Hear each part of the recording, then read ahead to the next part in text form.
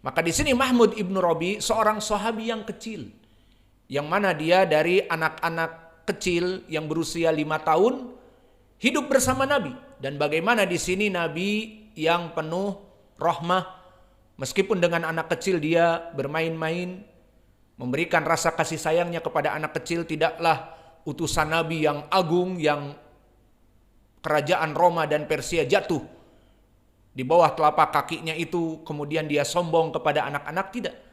Maka disebutkan, dan ini poin pendalilannya, Mahmud ibnu Rabi pada saat itu masih 5 tahun.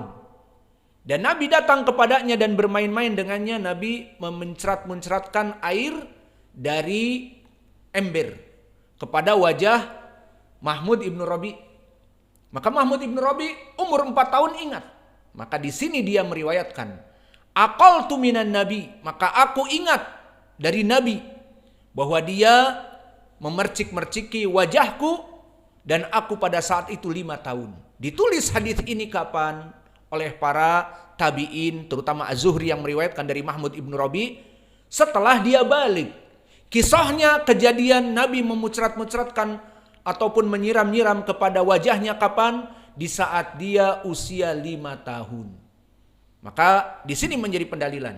Boleh seorang sahabi kecil memendam khobar yang ada dari Nabi, kemudian karena dia belum balik tidak diterima oleh para sahabat atau para tabi'in. Kapan diterima? Setelah dia balik. Dan inilah contohnya. Mahmud ibnu Rabi menyampaikan, aku dulu diciprati wajahku oleh Nabi, bermain-main dengan Nabi. Dan Nabi menyiram-nyiram wajahku, memercik-mercik wajahku dari dalu, dari ember. Maka kapan diucapkan usiaku 5 tahun? Kapan ditulis hadis ini? Setelah dia balik. Faham? Sehingga makna al-bulugh syarat dia diterima dari periwayatan hadis. Adapun dia menyimpan hadis, maka tidak disyaratkan anak-anak kecil tidak boleh menghafal hadis. Tidak, dia hafal. Namun kapan dicatat hadisnya? Setelah dia balik. Faham?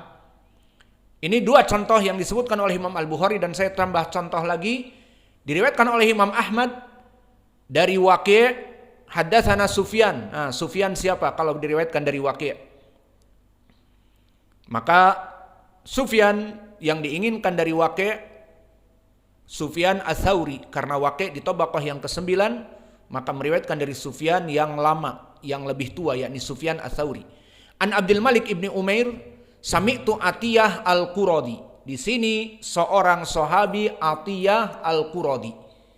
Lihat bagaimana kisahnya. Yaqulu aradna ala Nabi sallallahu alaihi wasallam yauma Quraidah fakana man ambata qutila wa man lam yambut khalli sabilahu fakuntu fi man lam yambut fa khalli sabili. Hadis ini diriwayatkan oleh Imam Ahmad dan sanadnya tadi kami sebutkan sahih. Waqi' ibnul Jarrah imam, Sufyan Ats-Tsauri imam, Abdul Malik ibni Umair seorang tabi'i thiqah mendengar dari Atiyah al-Quradi. Siapa? Sahabat yang kecil. Atiyah al-Quradi sahabat yang kecil. Dari mana al-Quradi? Dari kelompok Yahudi Bani Quraidah. Apa kisahnya Bani Quraidah antum ingat? Waktu perang Khandaq.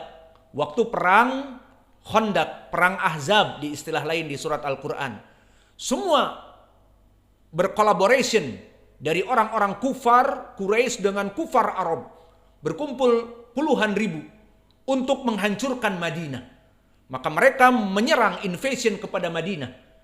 Dan Nabi diberikan ilmu untuk membuat parit, itulah perang Khandaq. Dan parit itu dibuat besar mengelilingi Madinah. Maka akhirnya alhamdulillah sudah selesai parit, mereka tidak bisa masuk. Kuda-kuda tempur mereka, kavaleri, tidak bisa lompat karena parit yang dalam dan ada orang-orang di bawahnya. Jika melompat akan jatuh dan akan dibunuh. Dan juga panjang dan lebar. Sehingga artileri medan pun yang merayap, pasukan yang berjalan pun akan jatuh. Tidak bisa lompat, kuda saja tidak bisa lewat, apalagi pasukan artileri yang berjalan. Maka akhirnya Madinah tidak bisa diserang, lalu akhirnya mereka memembargo, menahan makanan, minuman, tidak boleh keluar dan seterusnya. Namun akhirnya Allah hancurkan dengan diutus angin, puting beliung menghancurkan kemah-kemah mereka dan kuda-kuda mereka. Akhirnya mereka bubar sendirinya. Namun poin pendalilan di sini dari parit yang dia buat, yakni Nabi Rasulullah SAW bersama para sahabat, ada desa dari Bani Quraidah, desa orang Yahud, yang mana sebelum datangnya kelompok kufar Quraisy, orang-orang Yahud ini telah melaksanakan mu'ayasyah, maknanya hidup damai antara Nabi Muhammad yang Muslim mengajak kepada Islam dan dia Nabi, dengan kelompok Bani Quraidah yang Yahudi yang berpegang kepada Taurat yang sudah dirusak, yang mengatakan bahwa Uzair adalah anak Allah dan tidak mau tunduk kepada Al-Quran ataupun syariat Nabi, lakum dinukum waliyadin, maka tidak apa-apa. Namun jangan saling menyerang, harus saling berdamai. Selesai berdamai. Sampai perdamaian itu diluluh lantakkan oleh mereka, dikhianati di saat kelompok dari Arab yang banyak itu mengajak kepada mereka untuk bersekutu dan mengkhianati perjanjian Nabi Muhammad. Maka akhirnya Allah utus puting beliung dan akhirnya mereka tunggang langgang dengan sendirinya kabur. Karena Allah mengutus, Allah yang Maha Kuasa mengutus badai, the storm, desert, badai padang pasir yang membuat tungku-tungku api mereka padam dan kuda-kuda mereka lari dan kemah-kemah mereka tercabut dari patoknya. Maka akhirnya perjanjian mereka dengan Bani Quraidah pun ditinggal.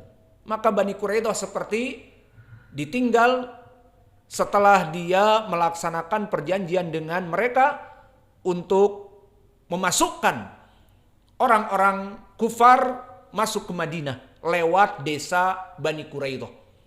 Maka disebutkan di dalam hadis dari Aisyah yang muttafaqun alaih, la salata illa fi Bani Quraidah. Maka Nabi murka dan mengatakan, kita tidak sholat kecuali di Bani Quraidah. Ayo pasukan Muhammad serbu Bani Quraidah. Disinilah kisah hadis ini. Diriwayatkan oleh Atiyah Al-Quradi.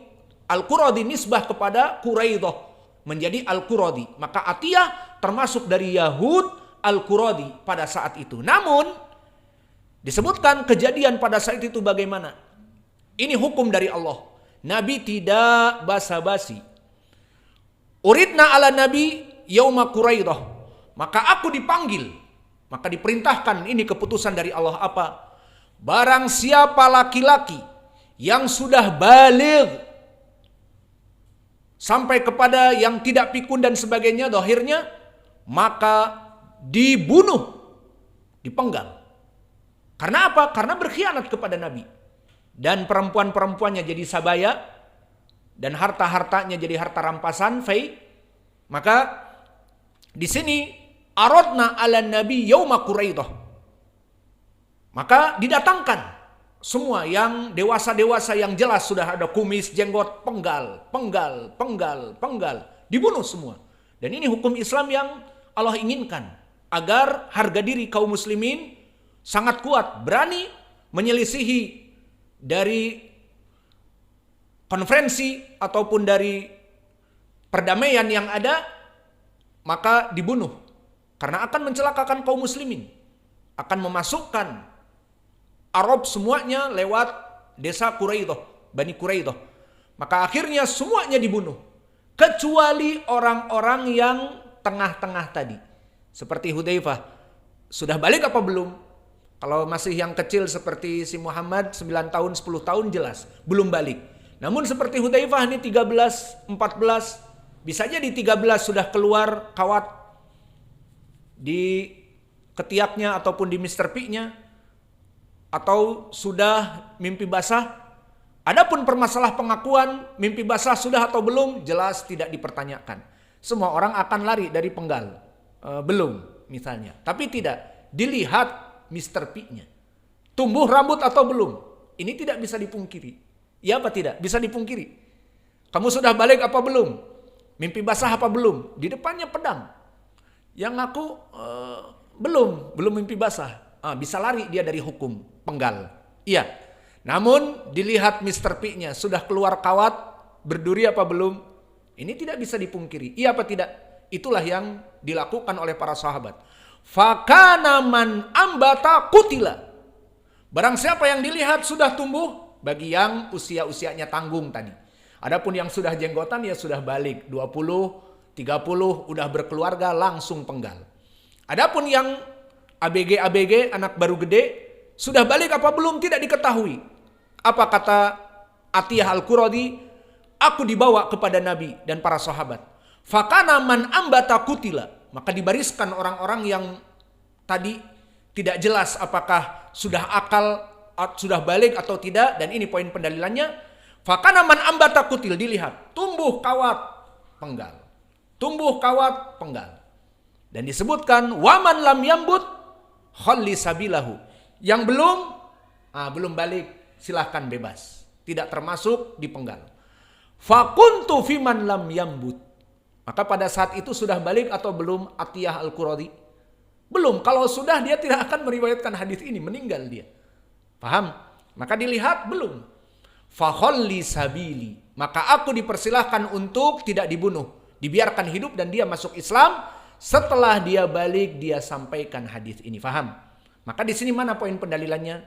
Pada saat itu dia belum balik dan di sini dia menyampaikan hadis itu dan dia belum balik karena kalau dia sudah balik terlihat ada bulu maka dipenggal. Dia tidak akan meriwayatkan hadis ini.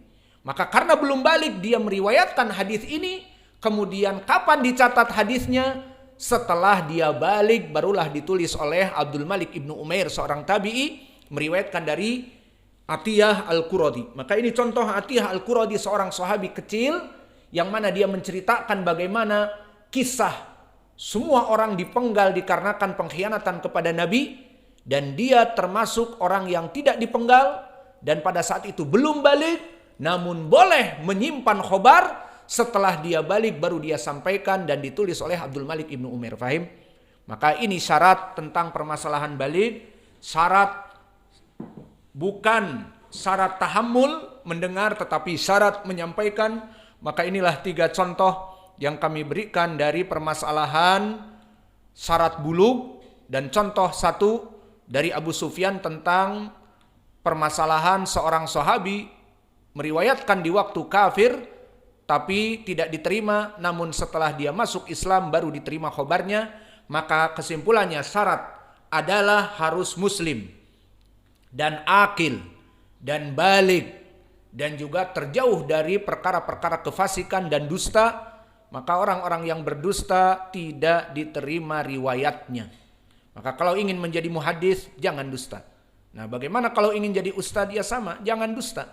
Karena kamu menjadi panutan. Bagaimana kamu menjadi panutan tukang dusta? Wa naktafi ila huna wa jazakumullahu khairan wa barakallahu fikum.